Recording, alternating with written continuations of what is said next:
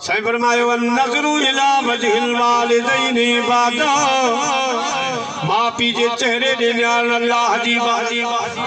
एक हदीस में आ जेको शख्स पंहिंजे अम्मा बाबा सां मुर्की थो ॻाल्हाए मुर्की थो निहारे उन हिक मुर्क जे बदिले ख़ुदा हुनखे मक़बूल हज जो सवाब ॾींदो आहे। साहबा किराम अर्ज़ करण लगा साईं असांजा माउ पीउ अॻ में गुज़ारे विया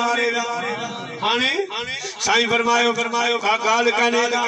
मंज़ार क़बर अबवैहि औ अहदुहुमा फी कुल्लि जुमअतिन ग़ुफ़िर लहू व कुतिब बर्रा जी शख़्स जुमे जहिड़ी पंहिंजे माउ पीउ जी क़बर जी वञी ज़ियारत कई ख़ुदा हुन जा गुनाह माफ़ कंदो आहे जन्नत जी ख़ुशख़बरी जी सुमर वाले दी पंहिंजे अम्मा ऐं बाबा जी क़बर खे ॾिठो तुंहिंजी ज़ियारत कई अञा कुल परे अञा दुआऊं ख़त्मा परे सिर्फ़ वञी अखियूं विझी दीदार कयाई अल्लाह जे हबीब फरमायो रब लिखंदो आहे त हिन माउ पीउ जा हक़ ई अदा करे छॾिया।